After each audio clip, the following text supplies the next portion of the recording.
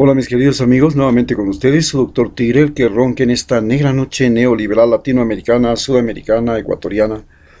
Un consejero de internautas que dice saber más por viejo que por diablo. Y porque ha trabajado como médico en los Andes, la costa del Pacífico y la Amazonía de Ecuador. Hoy analizaremos sobre cómo el coronavirus nos está llevando primero a un conflicto que es de carácter internacional. Ya Estados Unidos quiere hacer una demanda contra China por trillones de dólares. Por supuesto, es una gran justificación que tienen para decir el día de mañana, ustedes tienen o son los mayores tenedores de bonos de la Reserva Federal. Es decir, ustedes tienen hipotecado a Estados Unidos. Dense por pagados porque ustedes nos produjeron este perjuicio que es el coronavirus y no les vamos a reconocer. Lo que le tenemos que pagar es por los bonos de la Reserva Federal. Ese, por ejemplo, es un conflicto, pero además ya hemos visto que este coronavirus lo que hizo es acentuar el conflicto que nació entre Estados Unidos y China por el comercio. Estados Unidos impuso sanciones comerciales a China, China también impuso sanciones comerciales a Estados Unidos, se dio una guerra comercial que comenzó a afectar la economía del mundo. Hoy, con el coronavirus, las cosas han pasado a mayores.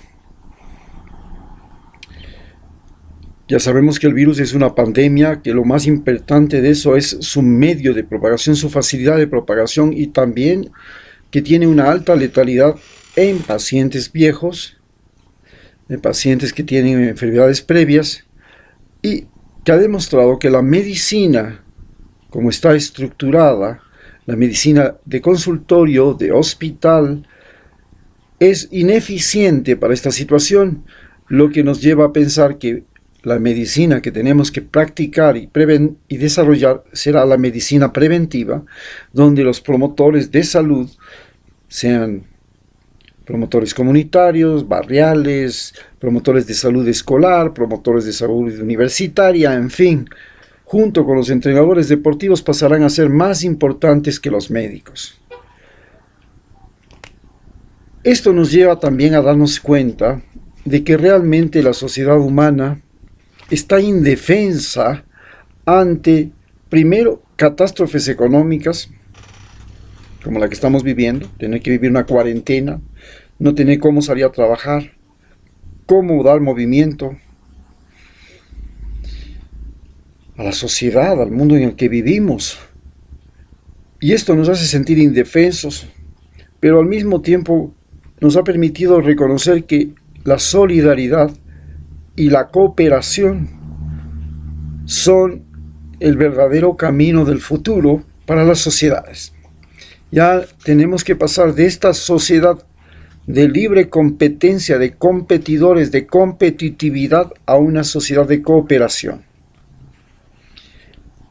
La crisis económica también significa una transformación primero del trabajo. Ya hemos visto que el trabajo se ha convertido en una posibilidad real de hacerlo por internet desde la casa y cambia lo que es el trabajo que estábamos acostumbrados, porque en la sociedad industrial al comienzo todo era de maravilla, todo el mundo iba a trabajar porque se necesitaban obreros en las construcciones, obreros en las fábricas, empleados en los negocios, y todo estaba feliz. Pero de pronto llegaron los cajeros automáticos y los cajeros automáticos ahora reemplazan a miles y miles de cajeras. Luego ya nomás llegan los trenes automáticos, con un solo chofer se mueven miles y miles y miles y miles de personas. ¿Para qué vamos a necesitar tanto taxista, tanto carro, tanto vehículo? Ya vendrán los vehículos de autodirigidos y también todos los taxistas irán a la casa. Ya vemos como, por ejemplo, un tractor, una volqueta, hace el trabajo de centenares de seres humanos. Un barco transporta lo que ningún ser humano en una embarcación movida a remo podría transportar. Entonces, las máquinas nos están reemplazando y así comienza una transformación del trabajo. Pero también estamos viviendo con el coronavirus una transformación del comercio. Usted llama por teléfono, usted compra por teléfono, usted paga por teléfono. Alguien le viene a dejar, ni siquiera sabe quién le viene a dejar. Todo se vende ahora por internet, todo se compra por internet. Se paga por internet, se paga por celular. Esto es otra transformación que nos está enloqueciendo. El transporte. Estábamos pensando que sí, qué bueno tener un carro propio, tener un vehículo propio, salir a darse ese lujo, sí, pero el problema es que a nadie le disgustaba la idea de tener un vehículo propio e irse a vivir fuera de la ciudad y tener una casita lejos del bullicio urbano. Pero con este coronavirus resulta que el transporte se vuelve un problema. Primero porque hay congestión de transporte cuando no hay la peste. Y segundo porque no hay transporte cuando hay la peste. Entonces vivir en el mismo lugar donde trabajas parece que es la cosa más ideal. Moverte unos pocos pasos, llegar a tu trabajo caminando o trabajar en la misma casa. ¡Qué maravilla! Así que todos aquellos edificios que se están construyendo ahora aquí en la Mariscal, en la zona de Quito, en la zona que tienen al mismo tiempo un edificio para vivienda y al ladito el otro edificio para las oficinas, parece que es una cosa fantástica, extraordinaria.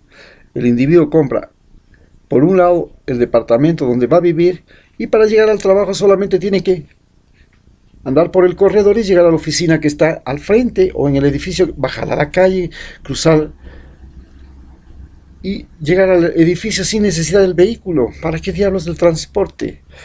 Asimismo nos pone el problema del transporte como motores de combustión que están dañando el ambiente, que son los culpables de la extinción, que son los culpables del cambio climático, que son los que han facilitado la existencia de los virus.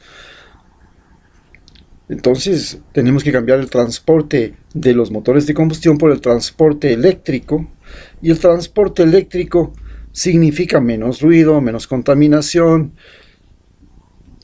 y más automatización, significa carros que se pueden autodirigir.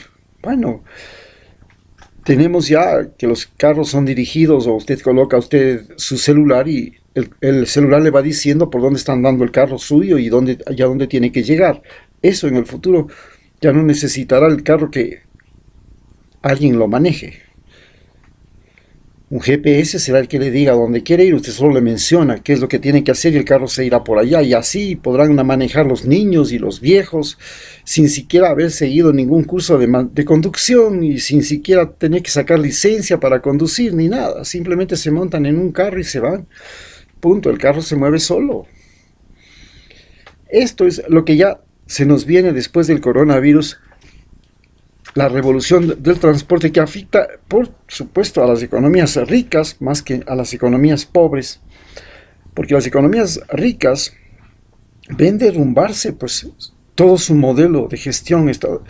Donald Trump pretendió volver a traer a las industrias que habían salido de Estados Unidos por ser contaminantes, por necesitar mano de obra barata, y ahora los vuelve a traer a los Estados Unidos y resulta que se presenta el coronavirus. Esto crea muchas dificultades, imprevistos. Nadie sabe en qué va a terminar el American First. Por supuesto, el coronavirus también ha traído un gran problema, además de la crisis económica, un problema de todo lo que es la movilidad humana y las personas que viven dentro de este ambiente de alta movilidad humana. Por ejemplo, se ha presentado el problema del turismo.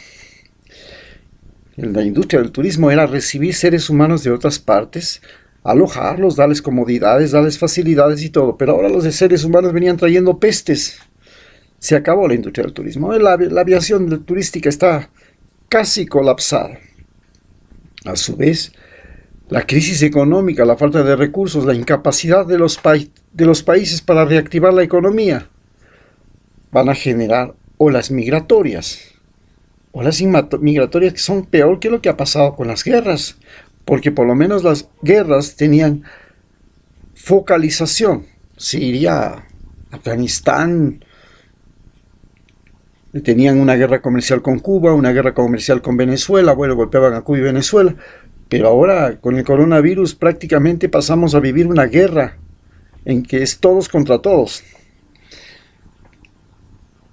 De ley, gente que está muy bien preparada en este país y que con la quiebra de las pequeñas y medianas industrias no va a encontrar trabajo, va a coger su camino y va a irse a otro país, pues va a entrar por las buenas, por las malas o como sea. A su vez, muchos viejos que están viviendo en esos países, que ahora eran recibidos con los brazos abiertos, todo el mundo les va a decir, oye, un momentito, los viejos son ahora los mayores portadores de pestes. No, ya, ustedes vayan a morir en su país, ¿qué voy a recibirles en Cuenca? No, esto se acabó. Ahí ustedes vayan a vivir en su país y por más plata que tengan, ustedes nos traen algo que es peor, nos traen la peste. Toda esta población migrante de veteranos que buscaban el tercer mundo y los países tropicales para vivir los últimos años con felicidad y sin el gran cambio de las temperaturas en el verano, en el invierno. Hoy tendrán que ir y quedarse en su casita porque acá les van a decir nones. Pero también los estudiantes, imagínense los estudiantes que ahora prácticamente tienen que salir de una ciudad a otra para estudiar y de un país a otro. Bueno, seguramente va a haber una gran revolución en educación. Yo estudié medicina, 5 años de mi práctica, estudié 8 años medicina para ser médico, de los cuales uno fue de prácticas, ya profesionales independientes, la medicina rural, la otra de prácticas tutoriales, la pasantía, o sea, el internado rotativo, y lo demás fue solo estudiar y estudiar teoría. Hoy día, estudiar teoría en la universidad es una tontería. ¿Cómo va usted a estudiar teoría? Ir a la universidad para oír las clases de un profesor y salir de ahí, ¿para qué? Si es mejor que el profesor le envíe la clase por internet, usted estudie en su casa o donde le dé la gana o en el bus o donde esté. Y cuando le manden tengan que tomar el examen, bueno, irá a presentarse en el examen si quieren que usted se presente en el examen, si no le tomarán el examen también por internet. Esto también significa que, por ejemplo, tranquilamente la Universidad Central, en vez de tener a los estudiantes aquí en la Universidad Central, pues utiliza las aulas que tienen las escuelas y colegios rurales y les enseña por internet en las aulas y colegios rurales. ¿Para qué diablos voy a enseñar agronomía en Quito si puedo enseñarle agronomía allá mismo en Esmeraldas? O forestal, ingeniería forestal. ¿Cómo le voy a enseñar ingeniería forestal en Quito para cuidar árboles tropicales? Si lo puedo enseñar ingeniería forestal allá, pues, en Esmeralda, donde están los árboles. ¿Para qué voy a enseñar pesca en Quito o en Guayaquil? Le voy a enseñar en Manta, pues, en Manabí, en Portoviejo, en Manabí, en Crucita, en Tonchihue, en los lugares donde hay pescadores. Y entonces puedo utilizar las aulas para dar clases por internet y las prácticas del profesor irá pues a hacer las prácticas un 30% del tiempo. Esta es la gran revolución que se viene. Por supuesto, parece de lo más estúpido ahora ir a estudiar en Harvard o en cualquier país europeo política internacional latinoamericana si no estás en un país latinoamericano. Tampoco vas a poder ir a estudiar inglés en Ecuador cuando puedes ir a estudiar inglés en Australia. O te vas a estudiar español en Ecuador. Cosas así van a venirse y estas son los grandes cambios que se van a venir con el coronavirus. Y con eso concluimos. Muchas gracias.